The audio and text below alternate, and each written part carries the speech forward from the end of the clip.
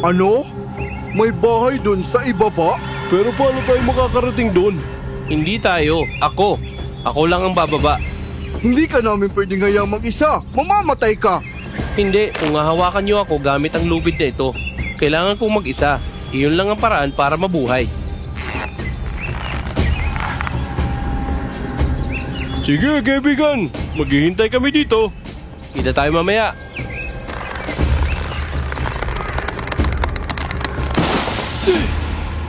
Sino ka? At paano ka nakapasok dito? Kailangan mong tulungan ang aming prinsesa. Hindi na ako gumagamit ng mahika. Ginoo, naghihirap siya ng labis. Tama na! Puno ang mundo ninyo ng kasakiman at kalupitan. Hindi na ako babalik doon.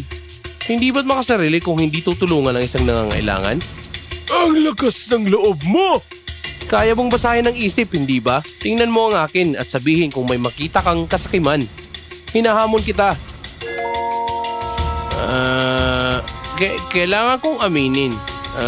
Minsan, ninakaw ko ang biskwit ng kapatid ko. At oo, minsan nagsinungaling ako na tapos na ang aralin ko noong 10 taong gulang ako. At Pwede bang tumahimik ka muna? sige, akala ko lang. Ang madilim kong parte. Shhh! Anong nakita mo? Ang nakikita ko ay kabutihan. Ninakaw mo ang biskwit para ipakain sa isang gutom na aso. At hindi mo natapos ang aralin mo dahil buong gabi mong inalagaan ng isang may sakit na kabayo. Kaya mo ngang basahin ng isip. Ibig mong sabihin, nilakbay mo ang lahat ng ito, lumaban sa ahas at mga insekto at hindi ka man lang sigurado na ako ang taong hinahanap mo. Minsan kailangan mo munang subukan bago makasiguro. Kaya sasama ka ba? Sasama ako. Tatawagan ko ang aking mga kasama para hilahin tayo. Hindi na kailangan. May elevator ka pala, pero pinapahamak mo ang mga bisita na bumaba sa bangin. Ikaw pa ang may ganang magsabi na makasarili at malupit ang iba. Walang pumupunta rito. Iyon ang plano. Ngayon, halika na.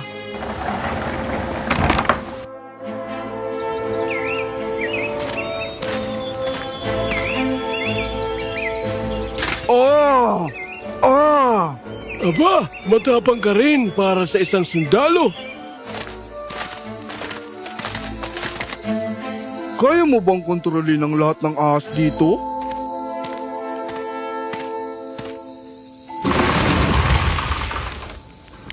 Elevator, sikreto pang lagusan. Anong susunod? Spaceship? Ang daldal mo!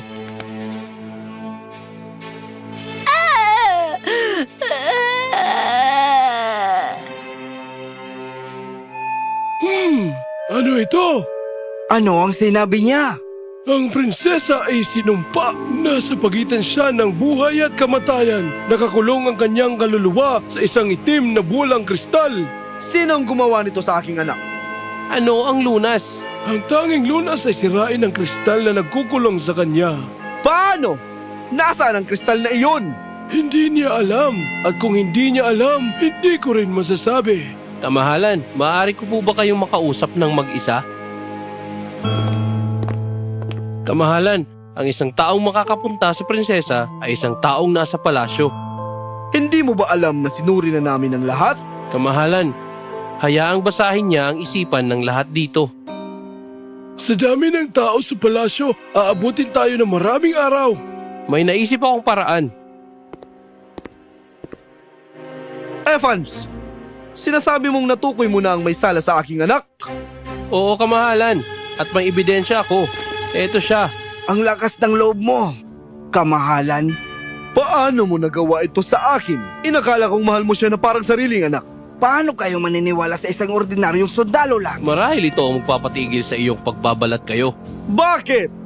Inaasahan mong mamalin ko siya na para kong anak? Pero minahal mo ba ang anak ko na parang sarili mong anak? Kahit na ang anak ko ay nag-aral at nag-ensayo kasama siya, kahit mas mahusay pa siya sa maraming pagkakataon.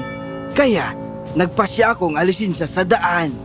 Pinangako ko ang kanyang kaluluwa sa kwintas na ibinigay ko sa kanya at doon ko siya ikinulong sa kristal na ito. Pinagkatiwalaan kita. Hindi! Hindi mo ako kailanman pinagkatiwalaan. Wala kang isinama sa akin sa alinmang lihim na usapan. Hindi dahil hindi kita pinagkatiwalaan, kundi dahil tungkulin ko bilang hari na igalang ang kagustuhan ng isang nasasakupan na makipag-usap sa akin ng mag-isa. Raymond, akala ko naiintindihan mo yun. Evans, basagin ang kristal! Hindi! Wag! Wag! Ama! Mahal kong anak! Mahal kong anak! Ama! Paano mo nalaman na si Raymond ang may gawa? May ideya ako. Anong nangyari? Di ba't babasahin naman ko kulang ang isipan ng lahat? Gumagawa siya ng eksperimento para masundan ang kaluluwa ng prinsesa. Kaya niyang maramdaman ang itim na kristal basta't nasa loob pa rin ng kaharian at kagubatan natin. Kaya naglagay ako ng mga kasama sa mga hangganan para lihim na magbasid sa anumang kahina-hinalang galaw at iniimbestigahan namin ng pasikreto. At nangyari nga, natuntun namin ang tagapayo ng hari. Niligtas mo ang aking buhay. At pati na rin sa akin, sa isang paraan, salamat! Basta ba makakagamit ako ng espesyal mong lagusan at elevator, ituturing kong bayad na ang utang ko.